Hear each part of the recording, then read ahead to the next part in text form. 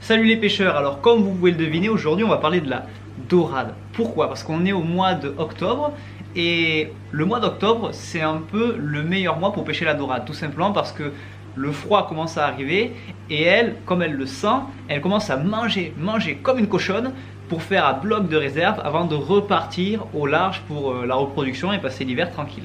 Alors ce qui se passe c'est que nous on a la chance au Cap d'Agde d'avoir ce qui s'appelle l'étang de Thau. En fait, à proximité, en fait, c'est un grand étang d'eau salée avec des parcs à moules, à huîtres et plein de choses comme ça où elle rentre souvent dans ce parc le reste de l'année à partir du printemps pour vivre, manger et faire tout ce qu'elle a à faire. Et au mois d'octobre, en fin d'année, quand le froid revient, en fait, elle sent ce froid arriver, donc elle se dit hop, ça va bientôt être l'heure de repartir frayer.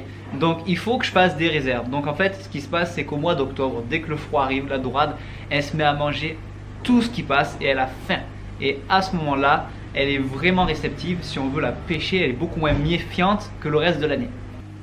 Alors la dorade c'est probablement la pêche la plus populaire en Méditerranée parce qu'elle est accessible à tout le monde, on peut la pratiquer vraiment longtemps dans l'année et c'est pas super compliqué.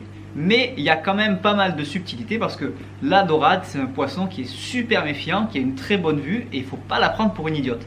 Donc ce qu'on va faire c'est qu'on va résumer quelques bases, voilà, parce que je sais qu'il existe énormément de techniques, on a tous des préférences, on a tous nos habitudes, on a tous nos zones fétiches, donc on va parler des bases. Après effectivement, pour certains ça va paraître peut-être stupide ou d'autres logique, mais on va faire des choses simples, voilà, accessibles à tout le monde, que tout le monde puisse comprendre et que tout le monde puisse pouvoir essayer d'attraper la dorade.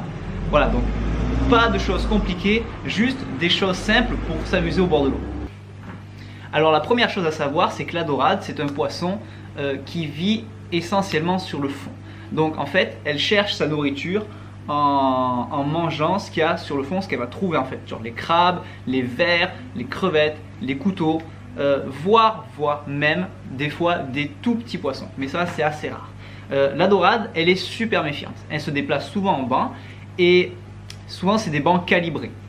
Il peut y avoir mettons un banc avec que des petites qui font entre 300 et 400 grammes, comme il peut y avoir un banc avec des dorades de 1 kg, c'est ce qu'on vous souhaite, mais voilà, souvent le problème qui se passe, c'est que quand on pêche la dorade, en fait, on ne devine jamais donc la taille qu'elle fait, et souvent les petites dorades mangent avant la grosse dorade, parce qu'elles sont plus petites, elles sont vives, et il faut qu'elles mangent avant que les autres mangent ce qu'elles ont vu. Donc pour survivre, il faut qu'elles aillent vite et qu'elles mangent. Sauf que souvent les petites mangent l'appât avant la grosse, parce que la grosse, elle est méfiante, ça fait, elle en a vu, elle sait comment ça se passe, donc elle est méfiante. Et souvent, la dorade, ce qui se passe, c'est qu'elle longe le fond, elle voit quelque chose, elle le regarde, elle le renifle, elle le goûte, elle s'en va, elle revient, s'il est toujours à la même place, elle le regarde, elle est super méfiante. Donc, pour pêcher la dorade, efficacement, en général, il faut pêcher calé, c'est-à-dire à un endroit précis, où on va lancer la canne, le fil va tomber dans l'eau, le montage va tomber au fond, et là il ne faut plus bouger. Il ne faut pas donner de coups dans la canne, il faut que le montage reste au fond, que l'appât soit posé sur le fond, que ça ait l'air naturel, et que quand elle passe, elle trouve ça de manière naturelle sur le fond, pour pas éveiller sa méfiance. Voilà, alors ça c'est la règle de base. Évidemment il y a des gens qui pêchent au lancer ramené, il y a des gens qui pêchent à la dérive en bateau. À la base, la dorade, un vrai pêcheur de dorade, il pêche à un endroit, il jette sa canne, ça tombe au fond et là il ne bouge pas. Voilà, et c'est un jeu de patience. Soit vous allez sur un endroit où, mettons, vous êtes sûr que là, mettons, il y a un trou ou alors des cailloux et que la dorade n'est pas là, soit vous mettez à un autre endroit, vous jetez et vous attendez au petit bonheur la chance. Voilà, donc soit vous êtes sûr qu'à cet endroit-là, il y a un passage de dorade, on jette et on attend, soit on jette 30 minutes, 1 heure, et si au bout d'1 heure il n'y a rien et que vous avez envie de bouger, hop, on change de place. Mais le gros souci de la pêche à la dorade, c'est peut-être une pêche accessible à tout le monde, facile, mais le souci, c'est que la dorade, en plus d'être super méfiante, en fait, il va falloir qu'on fasse des montages très fins, très discrets. Mais le problème, c'est qu'elle a une bouche, en fait, qui est munie de petites dents comme des cailloux en fait, parce qu'elle a l'habitude de broyer des coquillages, des crabes, ce qui fait qu'elle a une dentition hyper puissante et elle est capable d'écraser n'importe quel hameçon, n'importe quelle coquille de moule, ce qui fait que comme on pêche super fin, avec des hameçons qui sont quand même un peu fins, du fil super fin, elle va mettre longtemps à se décider avant de manger. Par contre, au moment où elle va manger, elle va tout exploser. Donc c'est ça la subtilité de la pêche à la dorade en fait, c'est qu'il faut être capable de pêcher suffisamment fin et discret, mais à côté avoir quand même du matériel qui tient la route, parce que sinon avec sa mâchoire elle va tout casser.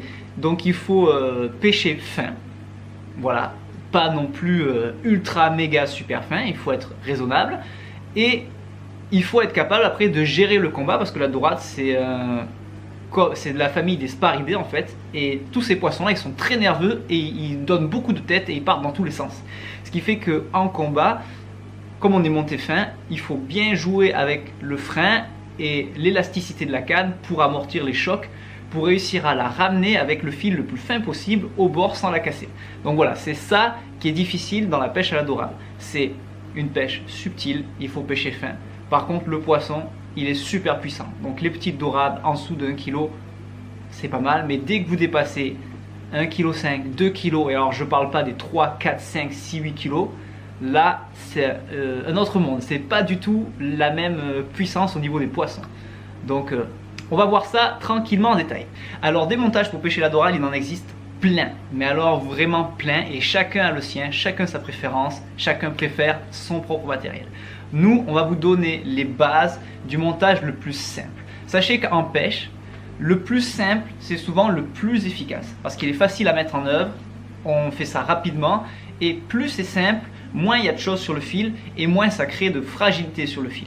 Parce que plus on rajoute des éléments, plus c'est compliqué, plus quand ça va tirer, ça va être... non, ça crée des points de faiblesse en fait. Donc nous, on va vous proposer le montage le plus simple à faire, avec le moins de matériel, et le plus fiable. Tac. Alors tout simplement, on va pêcher calé au fond, avec seulement un plomb, avec un bas de ligne et un hameçon posé sur le fond. Vous allez me dire, c'est super simple, c'est trop banal. Mais en fait, il n'y a pas besoin de choses compliquées pour la dorade. La dorade, ce qu'elle veut juste, c'est juste trouver un appât naturellement sur le fond. Donc ce qu'on va faire, c'est qu'on ne va pas pêcher en hauteur, on ne va pas pêcher au-dessus, même si des jours ça peut marcher. Non, la base si vous voulez pêcher de la dorade, c'est pêcher avec un plomb posé sur le fond, un bas de ligne et là-bas posé sur le fond de manière totalement naturelle. Et on va utiliser pour cela des plombs coulissants. Tout simplement, ça on le verra après, parce qu'un plomb coulissant, le fil passe à l'intérieur et la dorade, quand elle tire dessus, en fait le plomb ne crée pas de résistance et à ce moment-là, elle ne sent rien du tout. Alors qu'est-ce qu'il nous faut pour pouvoir faire le montage à dorade? C'est super simple, il suffit juste d'avoir un plomb coulissant, une perle amortisseur en fait, parce que le plomb, comme il coulisse sur le fil, il tape sur les merillons qu'il y a juste après, et on peut pêcher avec uniquement le plomb et les merillons. Sauf qu'au bout d'un moment, le plomb, à force de taper contre le nœud de l'émerillon, ça le fragilise et il se peut qu'à un moment, bam, ça pète. Donc ce qu'on fait, c'est qu'on met une petite perle pour amortir, de couleur noire ou rouge des fois, pour attirer l'attention du poisson. Donc juste un plomb coulissant, une perle, un émerillon et un bas de ligne avec un hameçon au bout. Pour la taille des hameçons, chacun son choix. En général, nous on conseille du 4 minimum ou du 2, tout simplement parce que c'est des tailles où le poisson a moins de chances d'avaler en fait l'hameçon. Donc s'il est trop petit, on peut le relâcher si l'hameçon se pique bien sur la lèvre. Et si vous faites une grosse dorade, si vous avez un petit hameçon, elle a beaucoup plus de chances de le casser, et comme il est tout petit, il ne pourra pas piquer en fait. Alors qu'un gros hameçon, il peut piquer d'entrée. Donc après, ça dépend de la taille des appâts que vous utilisez. Mais le montage est basique. Juste un plomb coulissant, une perle pour amortir, un émerillon et un bas de ligne, si possible en fluorocarbone, le fil invisible qui est super résistant à l'abrasion parce que le montage va être posé sur le fond et la dorade elle va essayer d'aller dans les cailloux se réfugier. Donc voilà, juste un plomb coulissant avec le bas de ligne et l'hameçon au bout. On verra après pour le montage. Alors il y a un point sur lequel on voudrait un peu parler. On va pas dire ce qui est le meilleur, on va conseiller ce que nous on pense être le plus polyvalent. Voilà, après vous verrez, chacun adopte sa technique. Mais il y a une petite subtilité au niveau des moulinets en fait. Parce qu'on a des moulinets, il y a des gens qui vont préférer pêcher avec de la tresse. La tresse, donc le fil super fin, pas élastique. Et il y a des gens qui vont préférer pêcher avec du nylon. Honnêtement, entre les deux, je ne sais pas s'il y a un meilleur. Mais ce qu'on peut constater, c'est qu'à la pêche à la dorade, en fait, quand on utilise du nylon, en fait, c'est plus élastique. Donc, ce qui fait que ça amortit les coups de tête. La tresse, c'est super bien, c'est super fin, on jette super loin. La moindre touche, on la sent direct. Sauf que la tresse, vu que votre montage il va être posé un peu sur le fond, elle n'est pas du tout résistante à l'abrasion. Si elle vient à toucher un caillou ou que le corps du poisson pendant le combat, ça casse net. Et il n'y a aucune élasticité, ce qui fait qu'il faut vraiment être très très subtil au niveau du combat et pas trop brider le poisson. Alors que le nylon, lui, il est déjà plus discret dans l'eau. Et s'il vient à se poser sur le fond et qu'il touche un peu les cailloux, les algues, le sable, il s'abîmera beaucoup moins vite et surtout, comme il est élastique, en fait, il va vraiment absorber tous les coups de tête du poisson. Ce qui fait peut-être que l'hameçon risque de se décrocher moins rapidement. Et aussi, il est plus discret, alors que la tresse, ça se voit. Dans tous les cas, on est obligé de mettre un bas de ligne en fluorocarbone, que ce soit avec de la tresse ou du nylon. Voilà. Alors, comment on voit la touche de la dorade? Alors, c'est très simple. Soit la dorade, elle va prendre votre canne et elle va faire un petit... Vous voyez là, le sion qui bouge à peine. Donc là, c'est qu'elle est en train de manger. À quel moment ferrer? Ça, c'est délicat. Chacun son avis. Mais nous, en général, on conseille que au premier coup, ça fait tac, tac, tac. Vous attrapez la canne. Tac, tac, tac. Au deuxième, troisième coup, il faut ferrer. Parce que la dorade, selon les appâts, elle va soit les mâcher, soit les attaquer d'entrée, soit carrément les titiller, les recracher, les reprendre. C'est vraiment technique.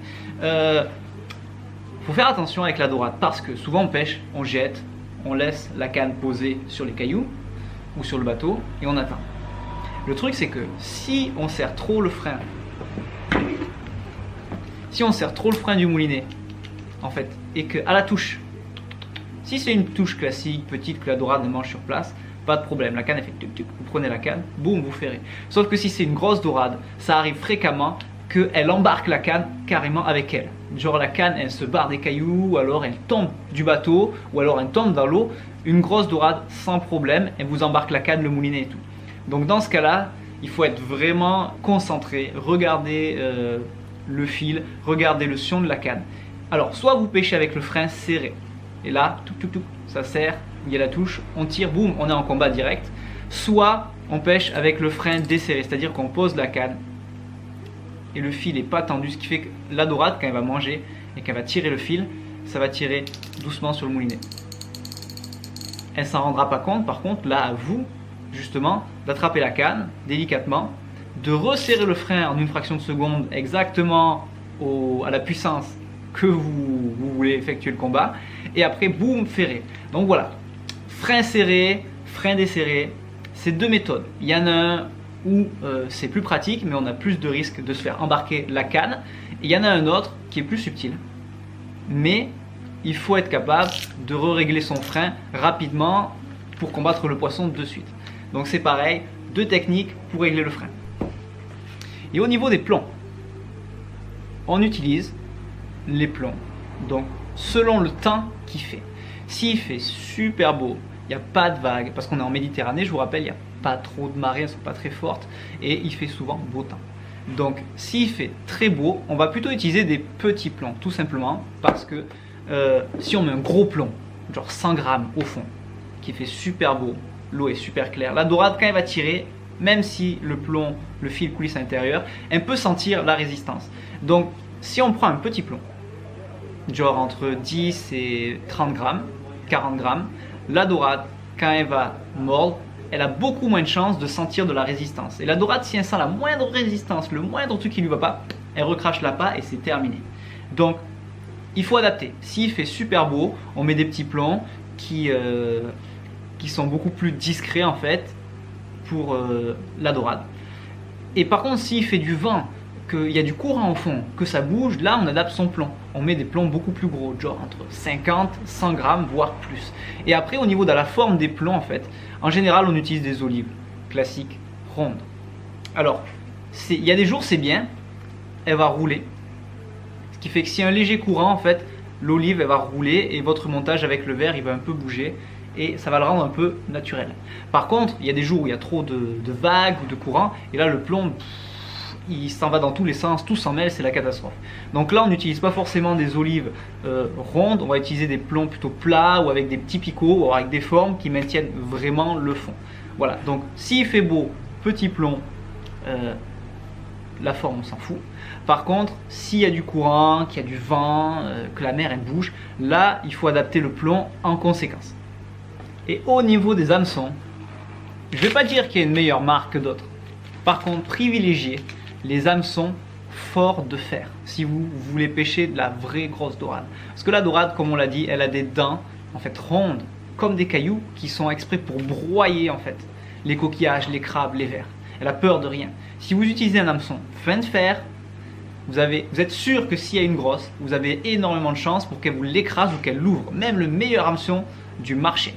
Alors ce qu'on fait, c'est qu'il faut adapter la taille de l'hameçon selon la taille de votre appât. Si vous mettez un gros appât, on met un gros hameçon. Comme ça, il a plus de chances de se piquer. Par contre, si on met un petit appât, on ne va pas mettre un gros hameçon. Sinon, on va éclater l'appât. Et comme il faut que ce soit quand même un peu naturel, voilà, petit appât. Des fois, on met un hameçon fin. Mais quand on pêche fin, il faut savoir qu'on prend le risque d'avoir plus de chances de casser. Mais d'avoir plus de chances d'avoir de touches. Alors là, c'est à vous de voir. Est-ce que je préfère avoir plus de touches, mais plus de chances de sortir le poisson, ou moins de touches, mais être sûr de le sortir, en sachant que même si vous avez le meilleur matos, une grosse dorade, elle casse tout. Donc, hameçon à œillet, hameçon à palette, ça, c'est vous qui voyez. Il y a des avantages avec la palette, il y a des avantages avec l'œillet, et des avantages avec les deux. C'est à vous de choisir selon vos habitudes. Ce qui est certain, c'est que l'œillet est plus facile et plus pratique pour réaliser des nœuds en fait. Donc pour les gens qui ne sont pas forcément très doués pour faire des nœuds, privilégiez l'œillet. Voilà, donc on refera des vidéos pour parler un peu plus technique sur des méthodes, les nœuds, les montages, tout ça. En attendant, voilà les quelques bases qu'il vous faut savoir. Si vous voulez avoir la chance de faire une photo avec une super méga grosse dorade en ce début d'année, bien sûr je parle pour la région du Cap d'Agde parce qu'on est une zone où il y a peu de fond, beaucoup de sable, un peu de cailloux et surtout un étang avec de l'eau salée, avec des poissons qui vont faire des allers-retours entre la mer et l'étang. Donc c'est une zone spéciale, on n'est pas du tout comme en Corse ou en Atlantique ou en Normandie. Voilà, il faut savoir s'adapter selon les régions. Mais en attendant, voilà les techniques qu'il faut si vous voulez poser avec une grosse dorade pour ce fin d'année.